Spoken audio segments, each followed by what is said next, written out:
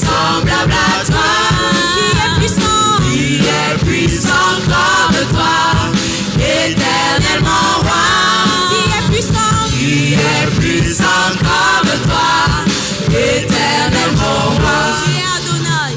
Tu es Adonai Shammah, tu entends, tu répondras. Tu es Adonai Shalom, Dieu le Père pour tous les hommes.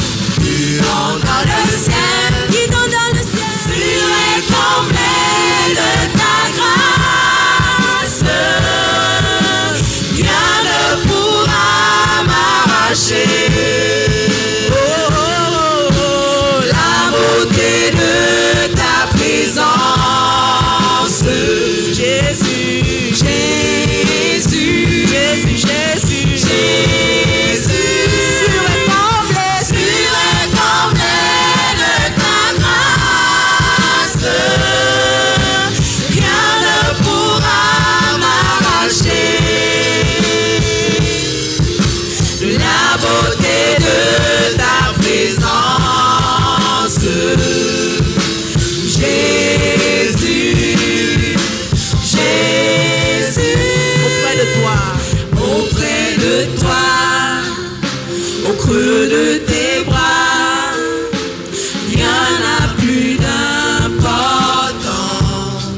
que le son de ta voix, ton cœur qui bat, et le mien qui retrouve un sens. Sous ton abri, où mon cœur vit, les merveilles et le mystère de ton amour. Si nous y vont, plus que l'or, pour mon berger, je veux rester sur les comblés de ta grâce. Rien ne pourra m'arracher la beauté de ta présence. Je te veux dans mon cœur, je te veux dans ma vie, je te veux dans mon corps et mes pensées aussi. Remplis-moi de ta paix, remplis-moi de ta joie, remplis-moi de ta vie, remplis-moi de l'esprit. Je te veux dans mon cœur, je te veux dans ma vie, je te veux dans mon corps et mes pensées aussi. Remplis-moi de ta paix, remplis-moi de ta joie, remplis-moi de ta vie, remplis-moi de l'esprit. Viens m'emporter dans ce torrent d'amour. Je veux sentir tes bras qui m'entourent. Je veux plonger mon cœur dans le tien. Tu es mon Père et je t'appartiens. Je te veux dans mon cœur, je te veux dans ma vie, je te veux dans mon corps et mes pensées aussi. Remplis-moi de ta paix, remplis-moi de ta joie, remplis-moi de ta vie, remplis-moi de l'esprit. Je te veux dans mon cœur, je te veux dans ma vie, je te veux dans mon corps et mes pensées aussi. Remplis-moi de ta paix, remplis-moi de ta joie, remplis-moi de ta vie, remplis-moi de l'esprit. J'aimais déjà résister si souvent, j'avais tellement peur, mais maintenant je veux m'approcher le cœur confiant. Tu es mon Père, je suis ton enfant.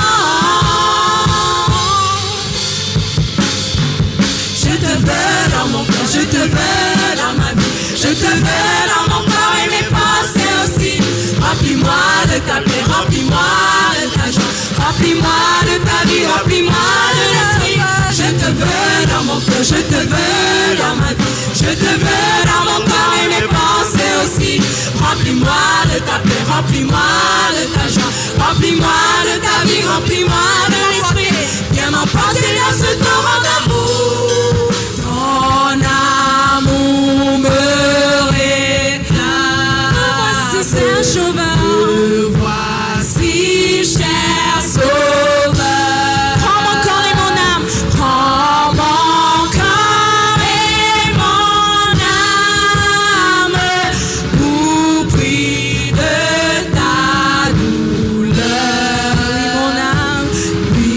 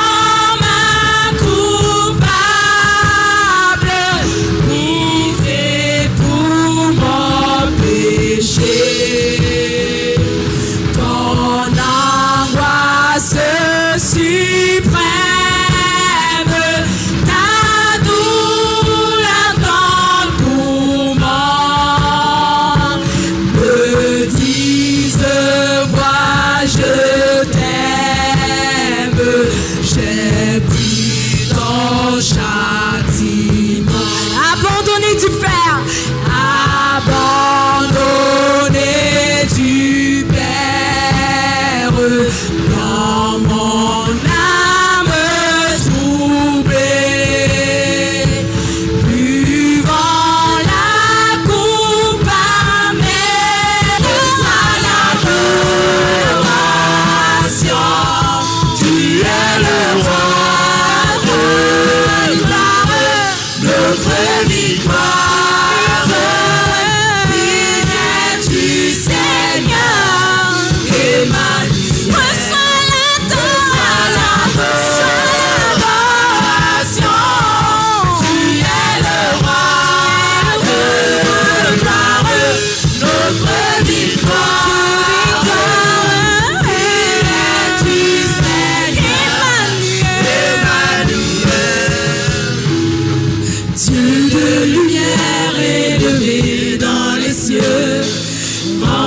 De grâce et de paix, environné de louanges et de feu, gardien de l'éternité.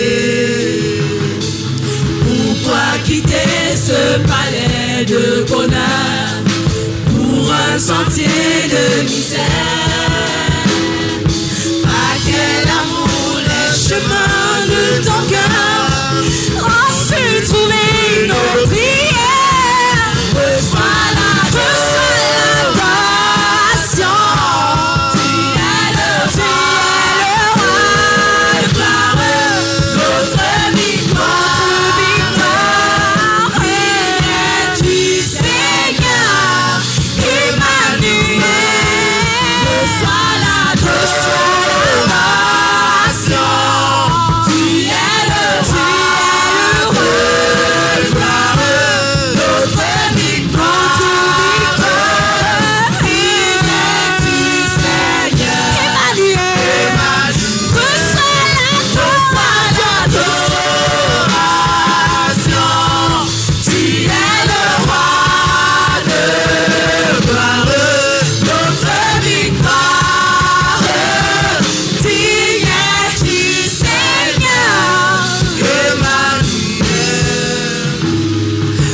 Cette foi que ton cœur a montré, je veux puiser mon secours sur le chemin que ta vie a tracé. Je marcherai chaque jour. Garde mes yeux des attraits de ce monde. Garde-moi près de la croix. Ce lieu saint où mon âme est féconde d'humilité et de joie. Reçois l'adoration. Tu es le roi de gloire, notre victoire. Es-tu Seigneur Emmanuel?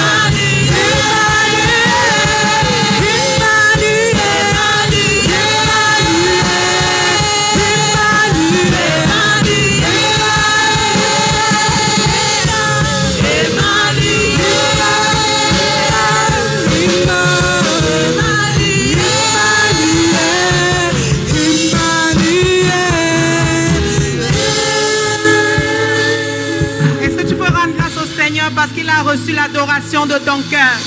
Seigneur, nous te rendons grâce parce que tu as reçu l'adoration de nos cœurs. Nous te rendons grâce parce que tu as reçu l'adoration de nos cœurs. Seigneur, nous te rendons grâce. Nous te rendons grâce. Bénis le Seigneur parce qu'il a reçu l'adoration que ton cœur a offert. Seigneur, merci. Parce que tu as reçu l'adoration que mon cœur a offert. Tu as reçu l'adoration que nos cœurs ont offert. Merci notre Dieu et notre roi. Bénis le Seigneur parce que son feu va continuer à submerger en ces moments de parole, d'évangélisation et d'enseignement qui va suivre. Bénis le Seigneur. Seigneur, te rendons grâce parce que ton feu va continuer à submerger ces moments où ta parole va être prononcée, que ce soit pour l'évangélisation, que ce soit pour l'enseignement. Merci parce que ton feu submerge et déborde. Ton feu submerge et déborde. Ton feu submerge et déborde. Ton feu submerge et déborde. Oh Seigneur, au moment où ta parole va sortir pour l'évangélisation et pour l'enseignement. Merci notre Dieu et notre roi. Alléluia. Eh bien, toi qui m'écoutes aujourd'hui, quel que soit le lieu où tu te trouves, quelle que soit ta race, j'ai un message pour toi. Alors, par ma bouche, le Seigneur te demande de faire le bon choix. Il est possible que tu sois chez toi, il est possible que tu sois dans le taxi, il est possible que tu sois à ton lieu de service. Quel que soit le lieu où tu te trouves, Dieu, par ma bouche, aujourd'hui, te demande de faire le bon choix. En fait, il te demande de faire le bon choix parce qu'il ne voudrait pas que le dernier jour, tu dises « si j'avais su ». Il est temps pour toi, là où tu te trouves, tu as encore l'occasion de faire le bon choix. Je voudrais insister en te disant que le seul bon choix, c'est Jésus. Le seul bon choix, c'est Jésus qui est mort, qui est ressuscité, qui en ce moment est assis à la droite de Dieu le Père et qui reviendra de là pour juger les vivants et les morts. C'est lui, Jésus, le seul bon choix. La Bible déclare qu'il n'y a aucun autre nom qui a été donné par lequel nous puissions être sauvés. Il n'y a aucun autre nom par lequel tu puisses être sauvé. Toi qui m'écoutes en ce moment, ce n'est que le nom de Jésus. Rien que le nom de Jésus. Encore le nom de Jésus. Toujours le nom de Jésus. Seulement le nom de Jésus. Est-ce que quelqu'un peut acclamer ce Jésus ce matin?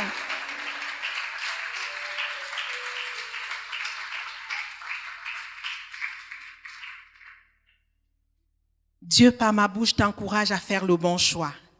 La Bible nous dit dans Deutéronome chapitre 30, verset 19, « Je prends aujourd'hui le ciel et la terre à témoin. Je vous offre le choix entre la vie et la mort, entre la bénédiction et la malédiction. Choisissez donc la vie afin que vous viviez, vous et vos descendants. » Choisis donc la vie. Le Seigneur voudrait que non seulement toi tu vives, mais que tes descendants vivent. Le Seigneur t'aime et il aime ta descendance également. Choisis la vie.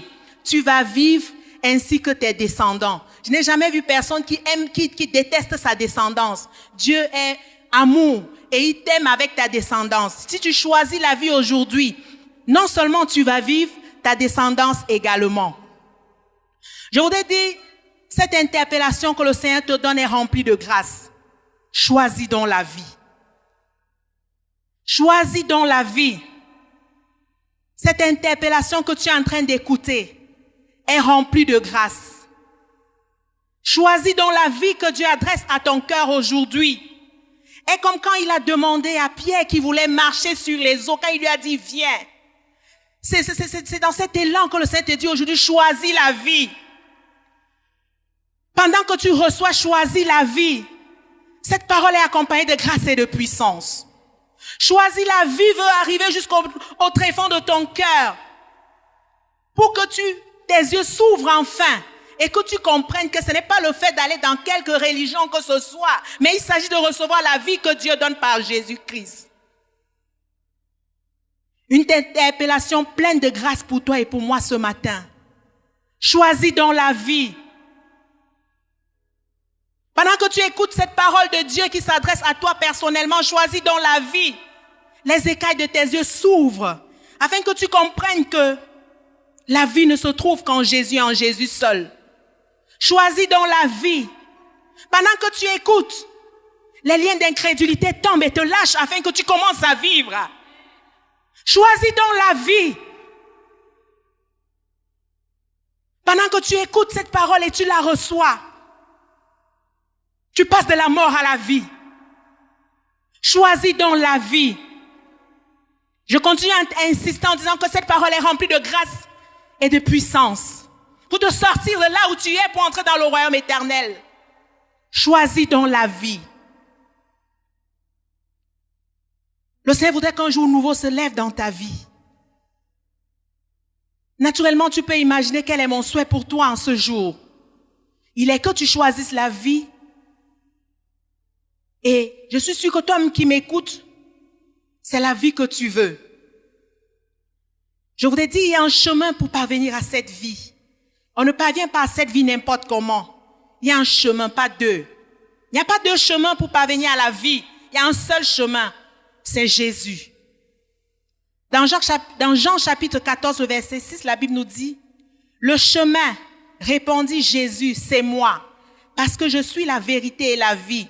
Personne ne va au Père sans passer par moi. » Bien-aimé, partout tu entendras parler d'évangile. Tu entendras toujours parler de Jésus. Parce que la Bible déclare, le chemin répondit Jésus, c'est moi. Il n'y en a pas deux. Le chemin répondit Jésus, c'est moi. Fais le bon choix aujourd'hui. Demain sera tard. Si tu choisis Jésus aujourd'hui, tu as choisi la vie.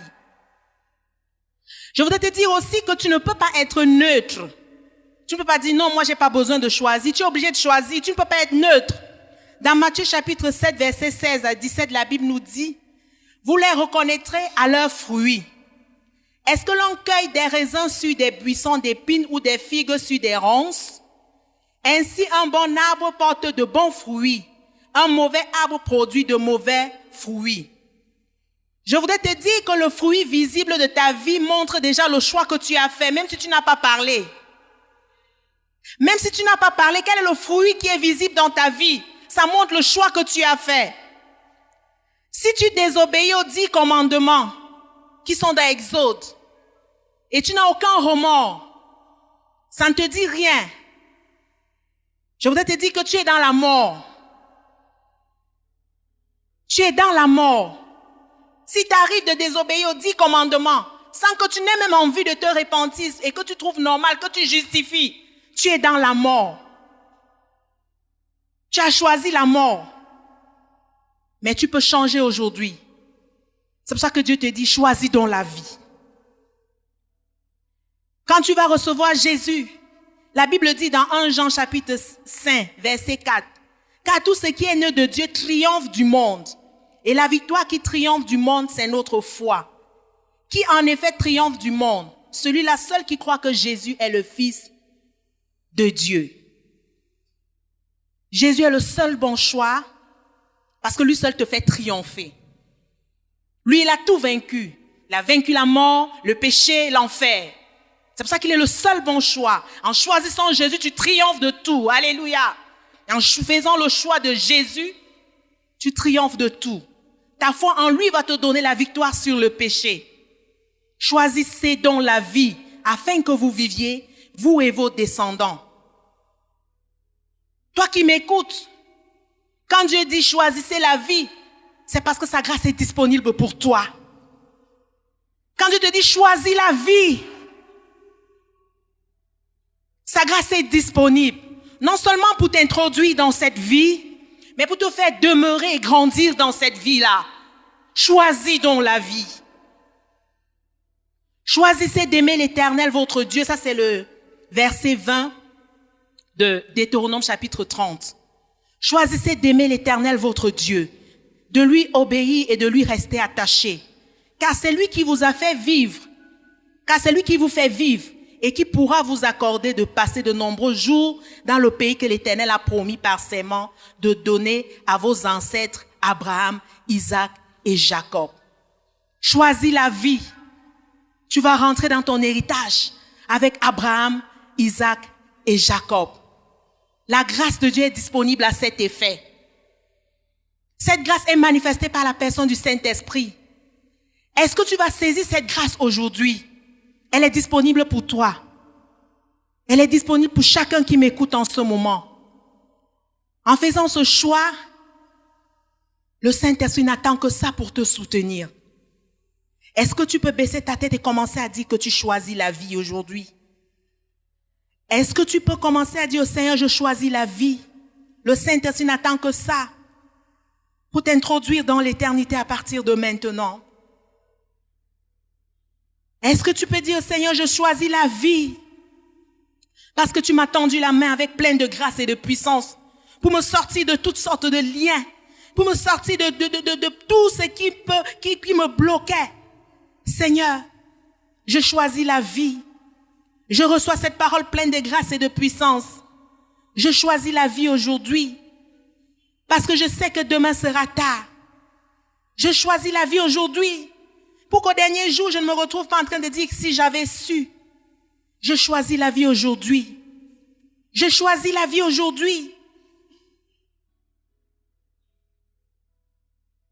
Toi qui sincèrement veux choisir la vie, répète cette prière après moi.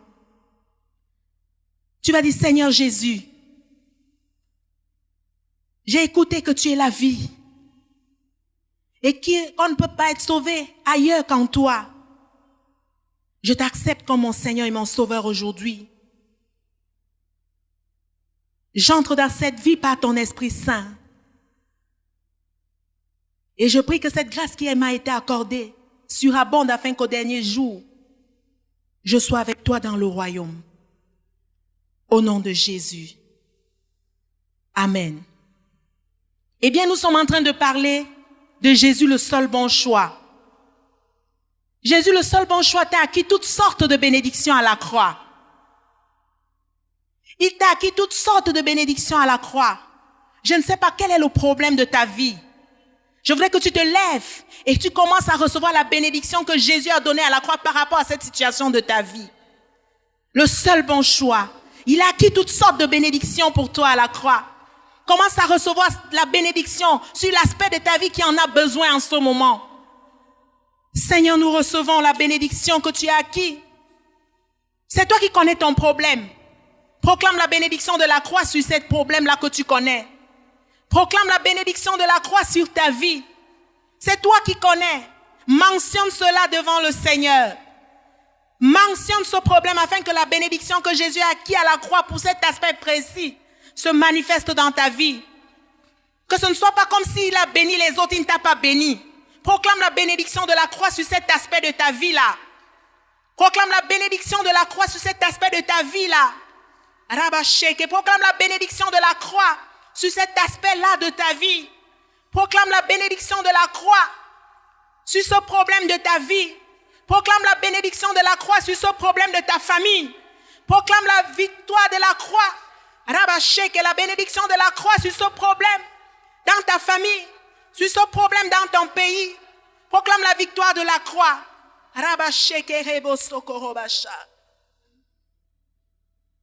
Bénis le Seigneur, parce que ce Jésus duquel nous parlons ce matin t'a affranchi et il a comblé les besoins de ton cœur, il a comblé les vœux de ton cœur. Bénis le Seigneur.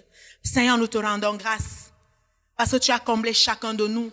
Chacun a reçu, Parce qu'à la croix, tu nous avais déjà comblés, mais chacun a reçu ce matin. Merci notre Dieu et notre Roi. Au nom de Jésus. Alléluia. Amen. Notre Père, qui es aux cieux, que ton nom soit sanctifié.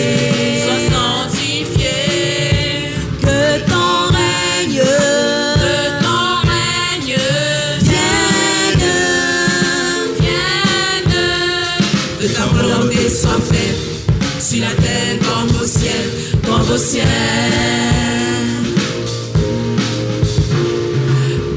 Donne-nous notre pain aujourd'hui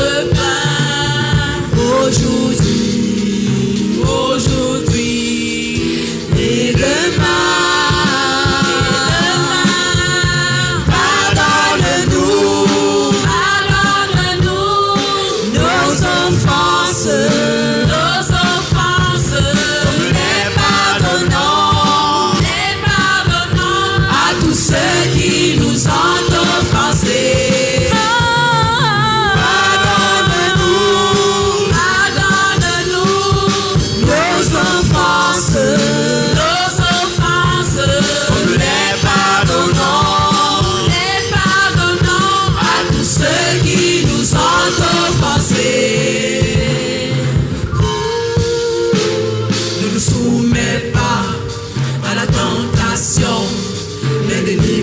du mal. Ne nous soumets pas à la tentation, mais délivre-nous du mal. Car c'est à toi qu'appartient tous les siècles des siècles, le règne, la puissance et la gloire. Le règne, la puissance,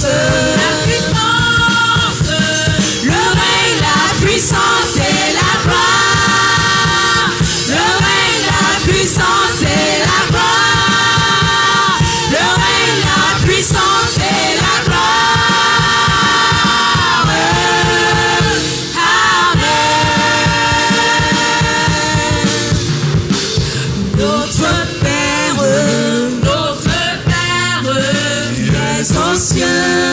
qui es aux cieux, que ton nom soit sanctifié, que ton règne vienne, que ta volonté soit faite sur la terre comme au ciel,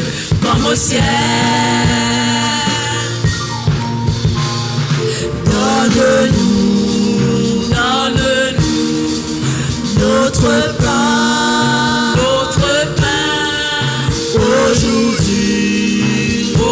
aujourd'hui et demain.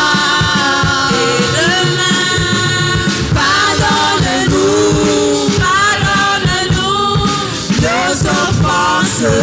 nos offenses, comme nous les pardonnons à tous ceux qui nous ont offensés. Pardonne-nous nos offenses, comme nous les pardonnons à tous ceux qui nous ont offensés. Ne nous soumets pas à la tentation, mais délivre-nous du mal. Ne nous soumets pas à la tentation, mais délivre-nous du mal. Car c'est à toi qu'appartient les siècles des siècles, le règne, la puissance et la gloire. Le règne,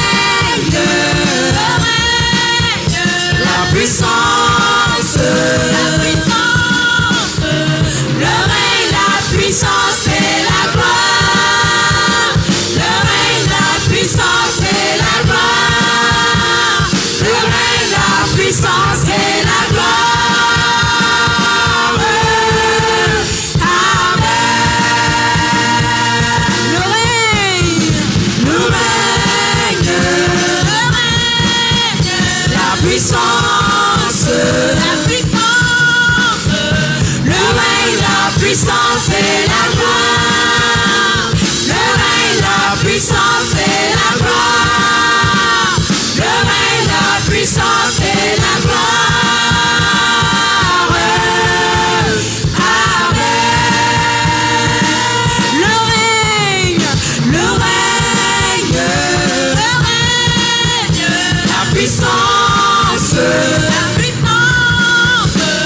le règne, la puissance et la gloire.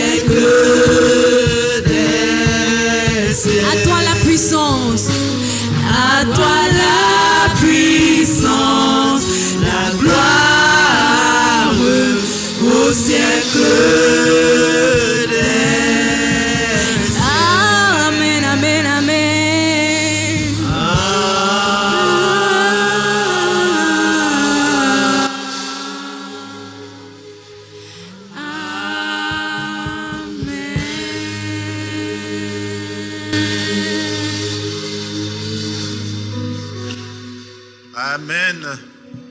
Le Seigneur soit béni. Nous sommes ici devant notre Père céleste, notre Père qui est dans les cieux. Et nous voulons que sa volonté soit faite sur la terre comme au ciel.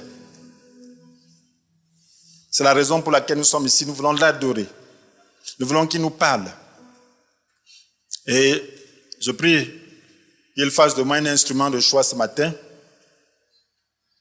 pour pouvoir communiquer sa parole, pour pouvoir révéler sa pensée et pour pouvoir nous rendre capables d'accomplir sa volonté par son Esprit Saint. Nous allons parler de la prière avec foi. Donc, prier avec foi. Prier avec foi. Première partie. Donc, nous allons comprendre que Dieu voudrait qu'on demande pour obtenir et non juste faire un exercice spirituel sans fruit. Il faudrait qu'on demande pour obtenir et non faire juste un exercice spirituel sans fruit. Voilà pourquoi nous devons donc demander jusqu'à obtenir. Nous devons savoir comment demander et obtenir. Oui, Dieu a envoyé Jésus-Christ pour révéler sa pensée. Et à travers ses paroles et à travers ses actes, nous avons compris que Dieu est bon. Il nous veut heureux. Il veut que nous soyons heureux. Tout comme chaque parent voudrait que ses enfants soient heureux. Dieu voudrait qu'on soit heureux. Voilà pourquoi il a institué la demande. Pourquoi les enfants ont besoin de demander pour obtenir? Il y a des choses qui ne demandent pas, mais il y en a qui demandent parce qu'ils doivent exprimer leurs besoins. Il y a des besoins qui sont vitaux, il y a des besoins qu'ils ont et quelquefois nous ne les connaissons pas. Et ils ont besoin d'exprimer cela. Donc Dieu a établi que nous puissions demander pour obtenir, pour la plupart du temps. Donc quand un enfant demande et obtient, il est content. C'est la même chose avec Dieu. Voilà pourquoi Jésus a dit dans Jean chapitre 16, verset 24, « Jusqu'à présent, vous n'avez rien demandé en mon nom. Demandez et vous recevrez pour que votre joie soit complète. » Jean chapitre 16, verset 24, « Jusqu'à présent, vous n'avez rien demandé en mon nom. Demandez et vous recevrez pour que votre joie soit complète. » Et il y a une joie qu'on acquiert lorsqu'on demande et qu'on reçoit. Parce qu'on exprime un besoin. Et lorsque ce besoin est satisfait, on est content. On exprime un besoin parce que c'est nécessaire. Donc Dieu a établi qu'on puisse se demander et qu'on reçoive. La prière n'est pas juste une formalité. La prière est une vraie activité. C'est vraiment une demande. On exprime son besoin pour obtenir la réponse de Dieu. Ce n'est pas juste de la religion. Parce que nous avons été habitués que nous récitons le Notre Père. Oui, nous étions dans les religions. On récite le Notre Père, mais sans même savoir à quoi on s'attend. Et lorsqu'on est devant un problème, on ne sait pas prier. On ne prie pas, on ne s'attend pas à une réponse. Et la foi chrétienne, pour la plupart, est un peu comme ça. Donc Dieu veut nous exaucer. Mais le problème, c'est que quelquefois, nous nous rendons compte que nos prières restent comme ignorées. Et à la longue, on se pose la question de savoir est-ce que vraiment Dieu veut nous exaucer. Si tu as été frustré dans ta demande, la prochaine fois, tu ne demanderas pas beaucoup. Voilà, pour plusieurs chrétiens, la prière est juste un exercice spirituel. Ce n'est pas qu'ils s'attendent à une réponse divine. Parce qu'ils demandent sans obtenir. Mais Dieu veut qu'on obtienne. Et si dans nos expériences, nous demandons sans obtenir, c'est qu'il y a un problème. D'où vient le problème? Nous avons donc besoin de comprendre pourquoi nous demandons quelquefois sans obtenir. Nous avons besoin donc de savoir vraiment mettre nos prières dans la forme que Dieu va exaucer. Et c'est la raison pour laquelle nous allons parler de l'importance de prier selon la volonté de Dieu et deuxièmement des obstacles à la prière. Donc nous avons besoin de prier selon la volonté de Dieu. Lorsque Dieu dit de demander pour obtenir, cela ne veut pas dire que tu dois demander quelque chose qui va à l'encontre de sa volonté. Si tu demandes quelque chose qui va à l'encontre de sa volonté, alors tu es sûr que tu ne l'obtiendras pas.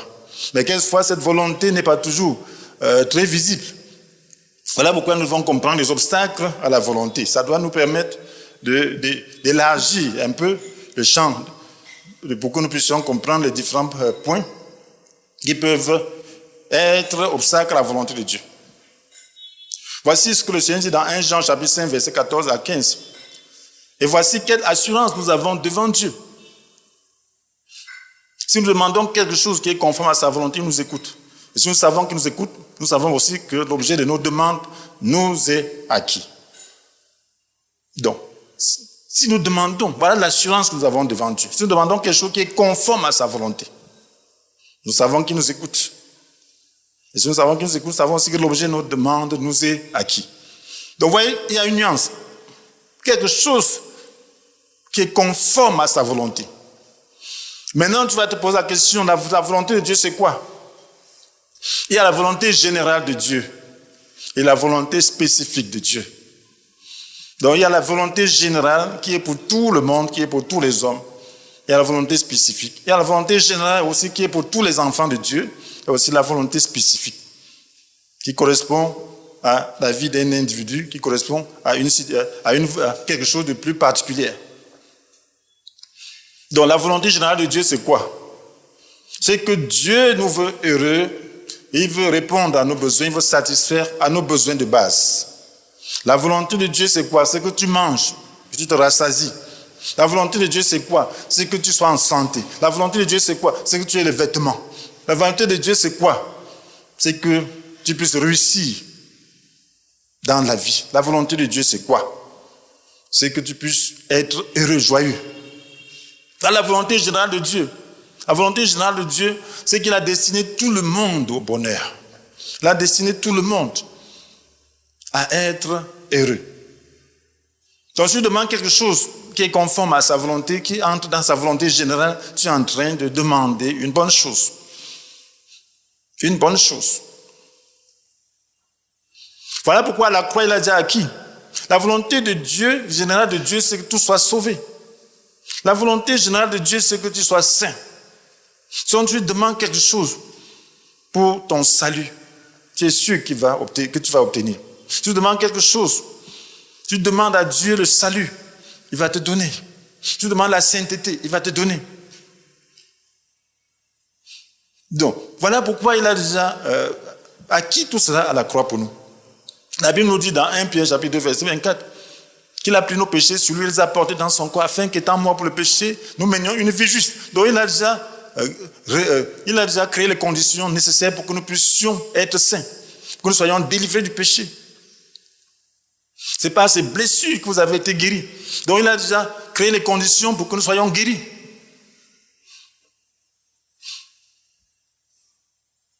Il a pris, le Christ nous a libéré de la malédiction que la loi faisait peser sur nous, en prenant la malédiction sur lui à notre place. Donc il a déjà pris nos malédictions pour que nous puissions réussir.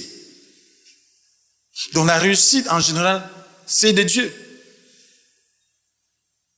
Donc quand tu pries pour que ta journée réussisse, c'est la volonté de Dieu. Quand tu pries pour que ce que tu fais, tes projets qui sont pour sa gloire, puissent marcher, c'est pour la volonté de Dieu. Donc il y a cette volonté générale de Dieu. Mais pourquoi donc tu peux prier dans la volonté générale de Dieu et tu n'obtiens pas? Donc c'est là qu'il y a problème. Pourquoi les choses que Dieu a acquises pour toi à la croix ne sont pas palpables, ne sont pas saisissables quelquefois? Voilà où il faut comprendre le problème de l'obstacle. C'est qu'il y a un obstacle. Nous prions selon la volonté de Dieu, mais il y a des obstacles. Il peut y avoir des obstacles par rapport à ces prières. Donc d'où viennent les obstacles? Donc nous avons besoin de comprendre les obstacles. Les obstacles à l'exaucement. Premièrement, il y a le doute. La Bible nous dit clairement à ce propos, dans Jacques chapitre 1, versets 5 à 6, si l'un de vous manque de sagesse, qu'il la demande à Dieu, qu'il la lui donnera. car il donne à tous généreusement sans faire de reproches. Donc si tu manques de sagesse, la sagesse c'est juste une portion de cette volonté, c'est un aspect de cette volonté. Donc ce qui est de la volonté de Dieu, demande à Dieu. Il donne généreusement à tous, sans faire de reproches. Généreusement. Généreusement.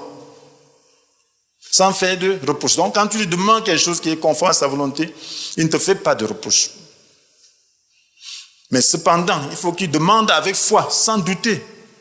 Ah, la foi, sans douter. C'est ça qui est le plus important. Car celui qui doute ressemble aux vagues de la mer agitées et soulevées par le vent. Donc quand tu doutes, tu ressembles aux vagues de la mer agitées et soulevées par le vent. Donc c'est important, très important, mes frères et sœurs. Dans la volonté de Dieu, tu dois demander avec foi, sans douter. Demander avec foi, c'est quoi? C'est être convaincu que Dieu va te donner. Si tu demandes quelque chose étant convaincu que tu ne vas pas recevoir, pourquoi tu demandes? Amen. Tu demandes pourquoi? Tu tentes Dieu. Il ne faut pas tenter Dieu, n'est-ce pas? Donc, il ne faut pas tenter Dieu. Quand tu demandes, demande pour obtenir. Si tu sais que Dieu n'est pas bon, ne demande pas. Mais si tu sais qu'il est bon, demande. Donc, quand tu demandes, tu dois être convaincu qu'il est bon. Et qu'il donne à tous généreusement. Si tu demandes avec le doute dans ton cœur, il ne donnera pas. Voilà pourquoi il faut vaincre le doute. Il y a l'immaturité. L'immaturité, tu peux être un chrétien immature. Tu demandes sans obtenir parce que tu es immature. La Bible nous dit dans Galates chapitre 4, verset 1, illustrons ce que je veux dire. Aussi longtemps que l'héritier est un enfant, il ne se distingue en rien d'un esclave, bien qu'il soit le propriétaire de tout le patrimoine. Donc, aussi longtemps que l'héritier est un enfant, il ne se distingue en rien d'un esclave. Un esclave ne fait qu'obéir. Un esclave n'a pas de richesse. Un esclave n'a rien. Un esclave obéit seulement aux autres. Mais l'héritier peut être là. Il a tout le patrimoine. Mais tant qu'il est un enfant, il ne peut pas gérer. Parce qu'il n'a pas la maturité pour gérer. Est-ce que nous avons la maturité pour gérer les choses que nous demandons à Dieu? C'est ça le problème. Nous pouvons demander des choses n'ayant pas la maturité pour gérer ces choses. Ces choses peuvent être des pièges pour nous. Voilà pourquoi ça peut être un obstacle à l'exaucement. L'immaturité. Voilà pourquoi donc il faut chercher à être mature. La maturité, ce n'est pas juste une question d'avoir mis très long dans la foi. La maturité, c'est une question de consécration. C'est une question d'abandon à Dieu. C'est lorsque tu t'abandonnes à Dieu que tu peux comprendre ses pensées, comme nous l'avons vu. C'est préalable. Le préalable à l'écoute de Dieu, c'est l'abandon. Mais c'est ça ce qui dépasse souvent le chrétien, qui dépasse l'homme. Il veut faire sa volonté. Il ne s'abandonne pas à Dieu. Il devient immature. Il demande donc pas pour faire la volonté de Dieu, mais pour faire autre chose. Donc le troisième obstacle, c'est le manque de pardon. Donc, si tu manques de pardon, le Seigneur dit que si tu ne pardonnes pas, Dieu ne te pardonnera pas non plus. La Bible nous dit, quand vous priez, dans Marc chapitre 11, verset 25 à 26, quand vous priez, si vous avez quoi que ce soit contre quelqu'un, pardonnez-lui. Quand vous priez, si vous avez quoi que ce soit contre quelqu'un, pardonnez-lui. Amen. Pour que votre Père Céleste vous pardonne, lui aussi. Donc, si tu ne pardonnes pas, le Père Céleste ne te pardonnera pas non plus. Et si le Père Céleste ne te pardonne pas, alors ça veut dire que le péché se tient entre toi et Dieu et tu ne peux pas recevoir.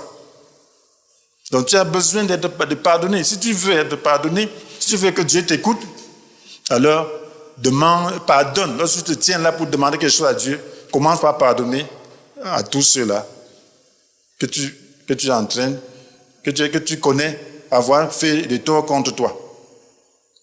Mais si vous ne pardonnez pas, votre Père qui est dans les cieux ne vous pardonnera pas non plus vos fautes.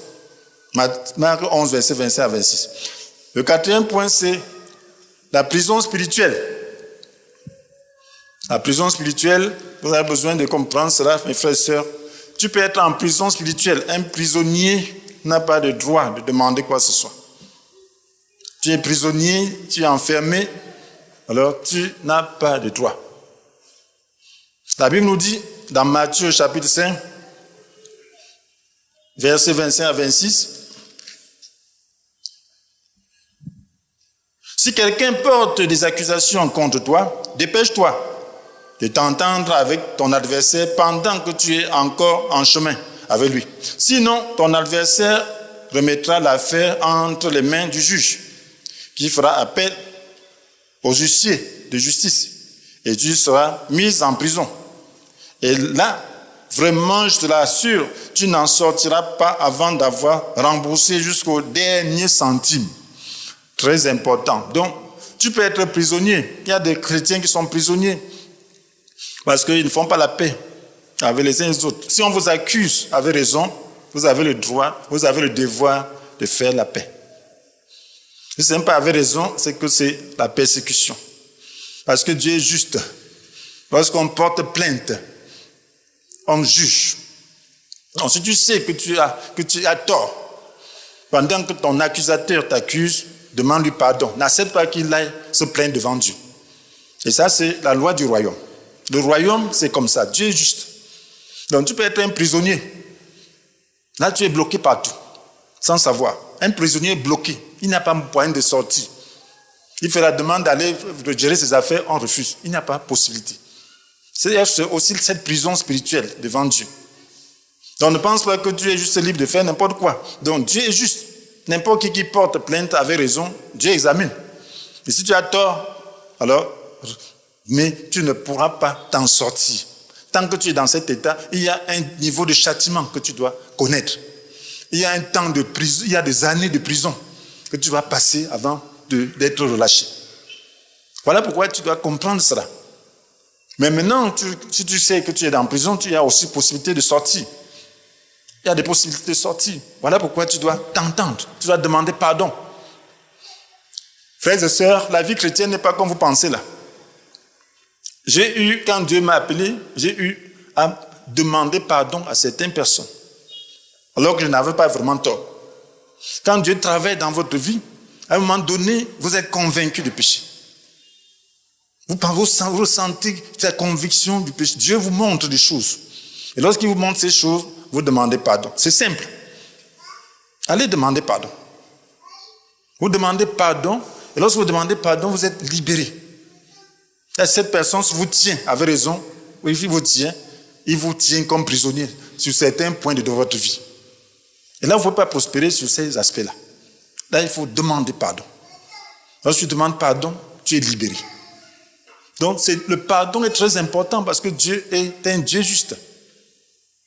Mais si c'est la persécution, ce n'est pas un problème. Réjouis-toi. Tu vas prospérer. Dieu va montrer qu'il a raison et qu'il est de ton côté. Amen. Oui, il va montrer qu'il est avec toi. Mais si c'est juste la nature humaine, le caractère, tout ça, donc demande pardon. Amen. Demande pardon. Si tu demandes pardon, tu seras libre.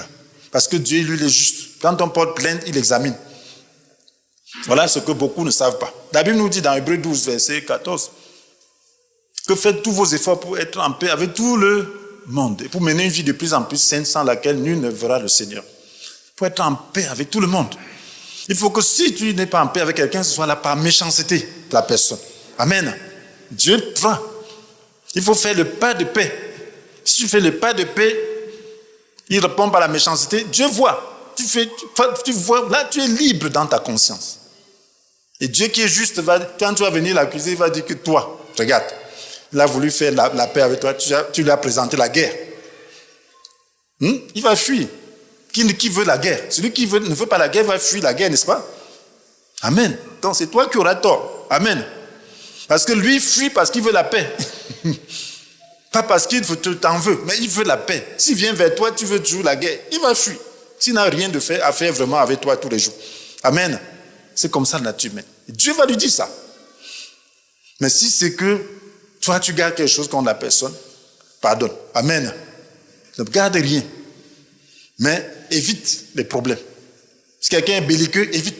Si tu vas 5 fois, 6 fois vers quelqu'un, 5 fois il est toujours belliqueux, toi, tu vas dire non. je veux ma paix. Amen. Tu n'as rien contre lui, mais tu pries pour lui, tu veux la paix. L'idolâtrie. Il y a l'idolâtrie des chrétiens.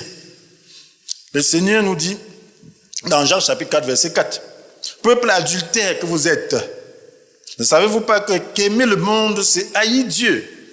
Peuple adultère que vous êtes, ne savez-vous pas qu'aimer le monde, c'est haïr Dieu?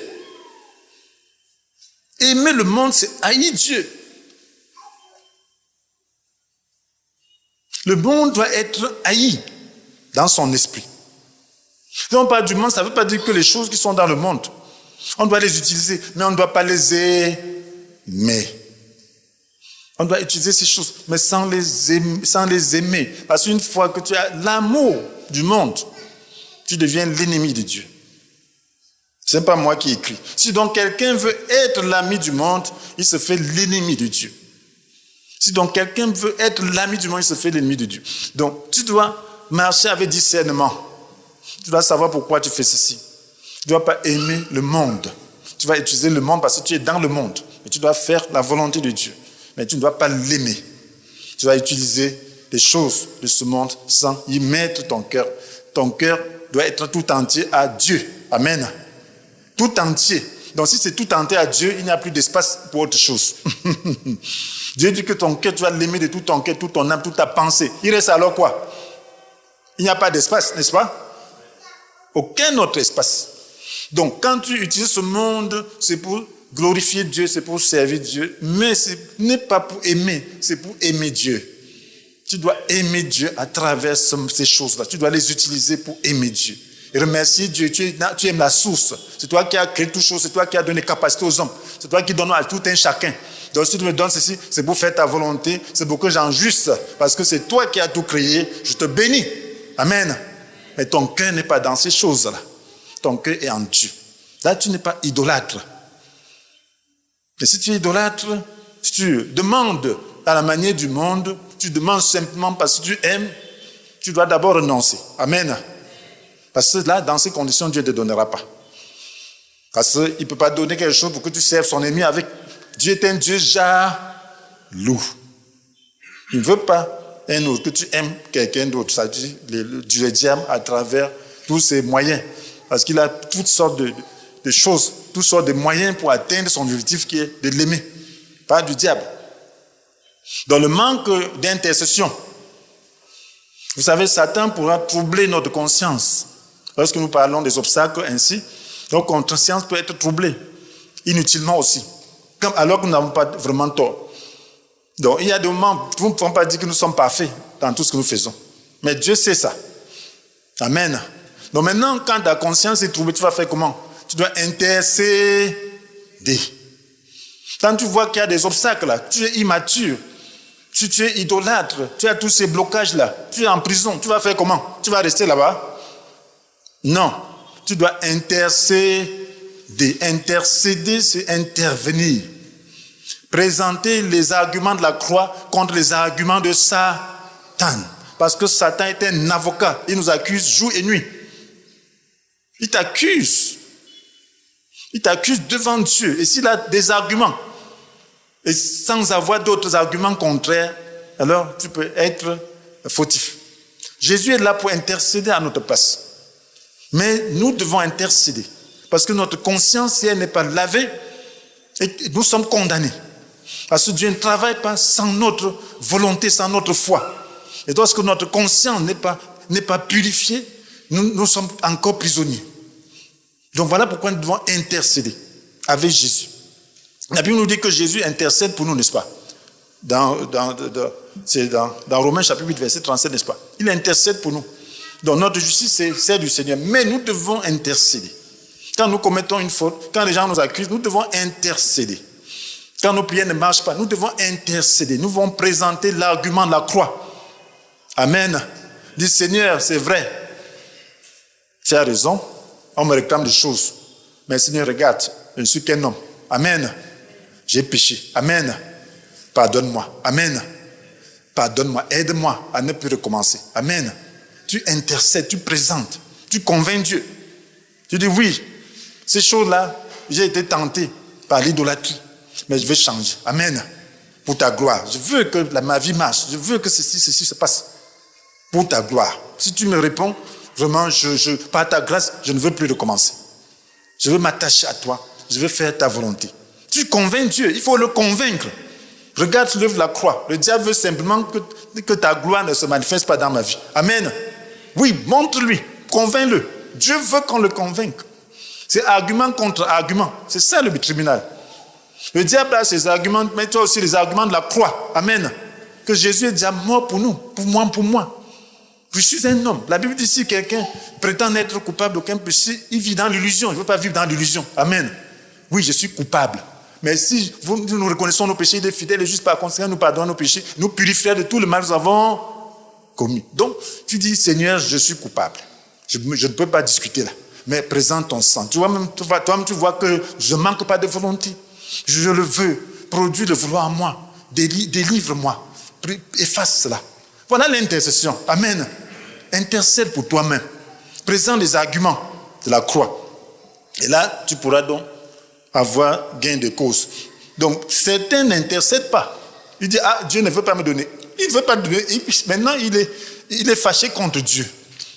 Là, tu t'éloignes davantage. Tu dois présenter parce que Dieu a dit qu'il va te donner. Mais le blocage, c'est qui? C'est le diable là. Amen. Il est en train d'intercéder. Regarde le cas de Zacharie. Un cas d'intercession.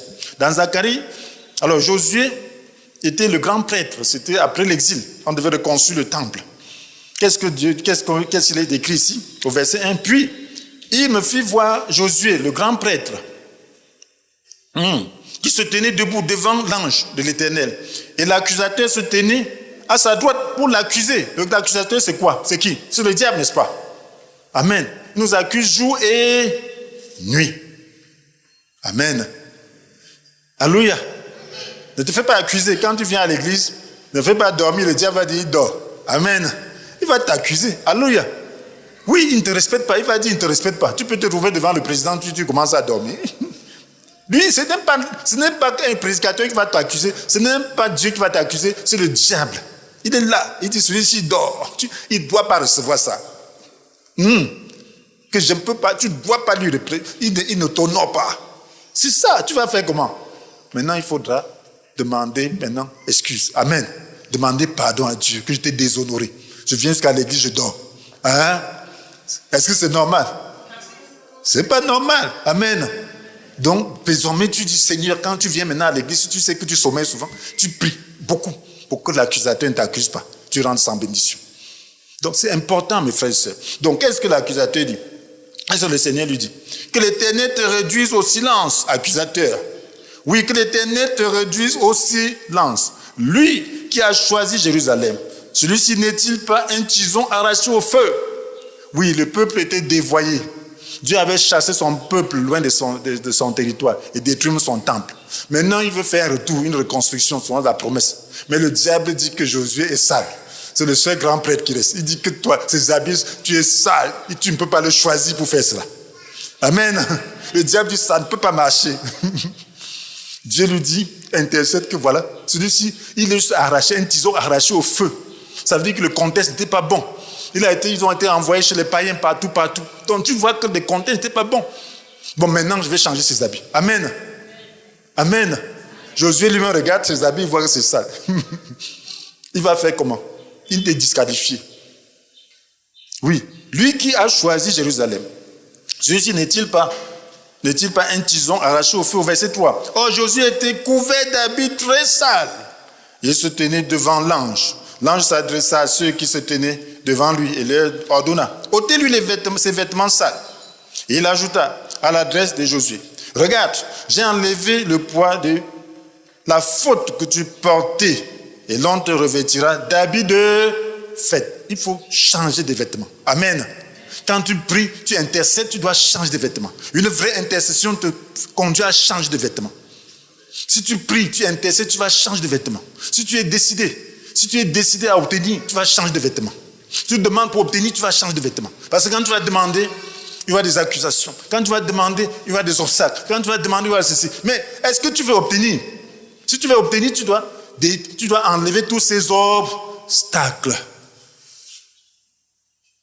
Amen. Si tu pries pour obtenir, tu dois chercher à ôter tous ces obstacles. Quand tu pries, ça ne donne pas. Regarde, Dieu va te montrer que c'était l'obstacle. Est-ce que tu vas rester là? Ôte des obstacles. Amen. Dieu dit que tu ne pardonnes pas. Prie pour pardonner. Amen. Dieu dit qu'il y a ceci.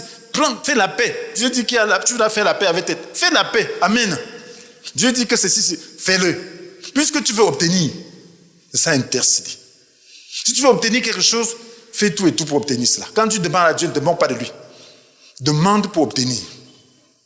Et Dieu qui est juste, alors il y a des obstacles qu'il peut te montrer pour que tu puisses enlever pour pouvoir obtenir.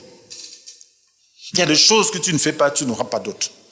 Donc voilà pourquoi c'est très important de comprendre cela, mes frères et sœurs. Alléluia. C'est ça qu'on appelle l'intercession. Il peut y avoir aussi le manque de prière d'autorité et de puissance. Donc, si tu ne sais pas faire de prière d'autorité et de puissance, il y a des choses que c'est toi qui dois faire. Le Seigneur dit, voici vous donne le pouvoir de marcher sur les serpents et les scorpions et d'écraser toutes les forces de l'ennemi sans que rien ne puisse vous faire du mal. Ça, c'est Luc chapitre 10, verset 18. Donc, ce n'est pas Dieu qui doit écraser ça pour toi. Je vous donne le pouvoir. Donc, tu dois chercher le pouvoir. Tu dois chercher la puissance. Tu dois chercher l'autorité de marcher sur les serpents et les scorpions. D'écraser les forces qui se tiennent devant toi. Amen. Il y a des moments, ce sont des obstacles que toi-même tu vas lever. Tu vas commander. La Bible dit que Dieu a donné un nom qui est au-dessus de tout nom. A donné à Jésus le don qui est au-dessus de tout nom. Afin que, au nom de Jésus, tout être s'agenouille. Dans le ciel, sur la terre, jusque sous la terre. Et que chacun déclare Jésus est Seigneur à la gloire de Dieu le Père. Ça, c'est Philippiens 2, versets 8 à 11, n'est-ce pas? Amen.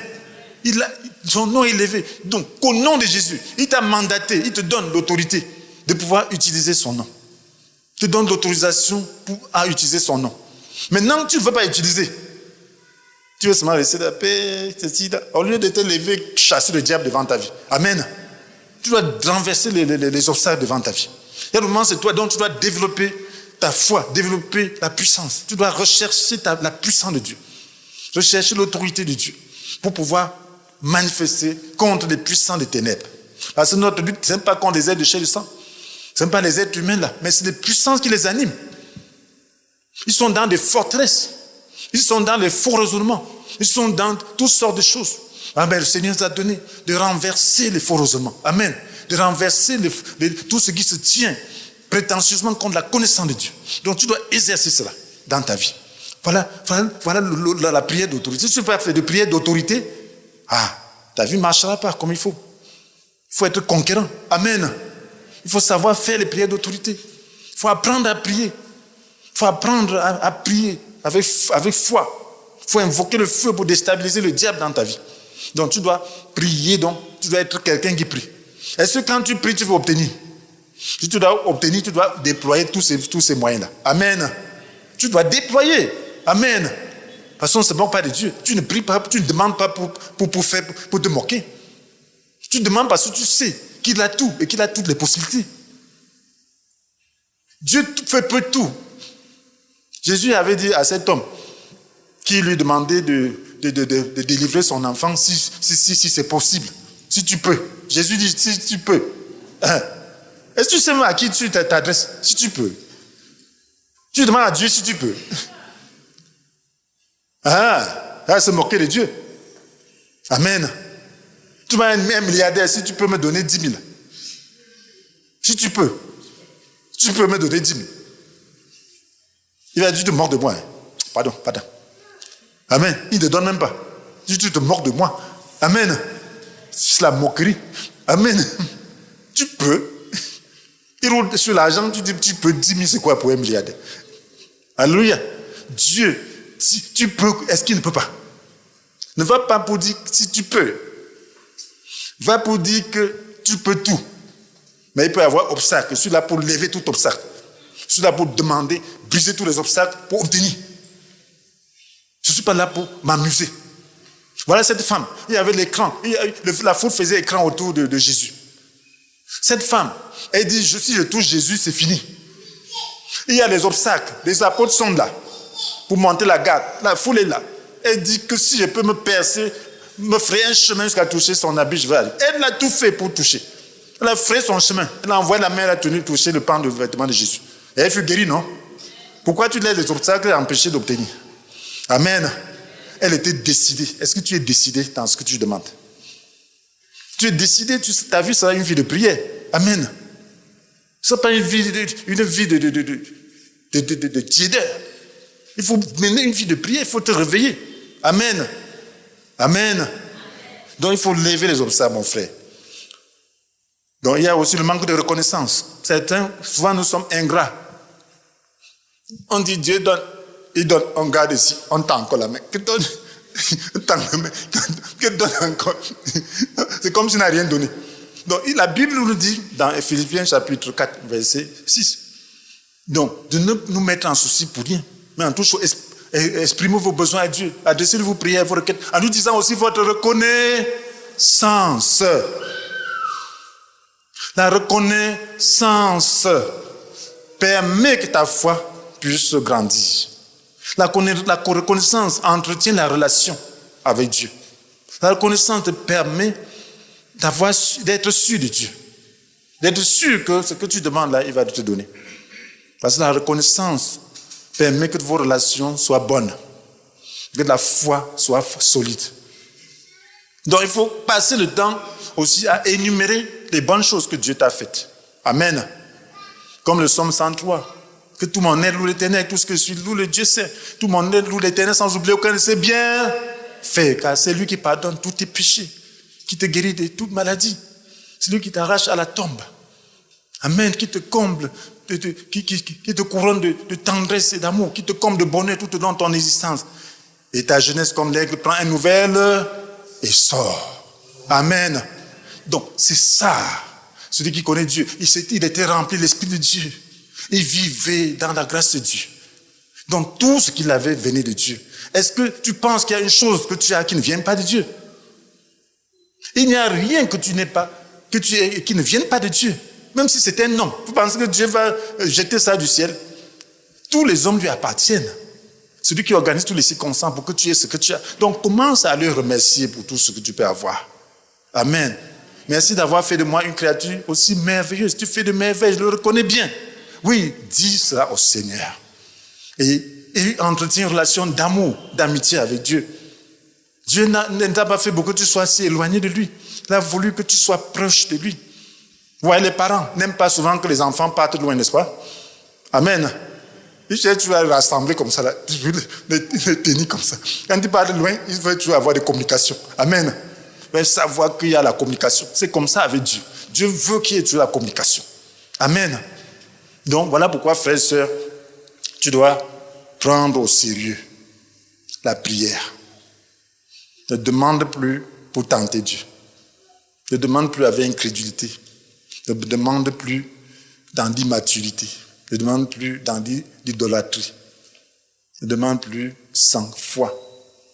Demande avec foi. Sache intercéder. Il faut savoir intercéder. Opposer l'argument de la croix contre l'argument de Satan. L'argument de l'accusateur.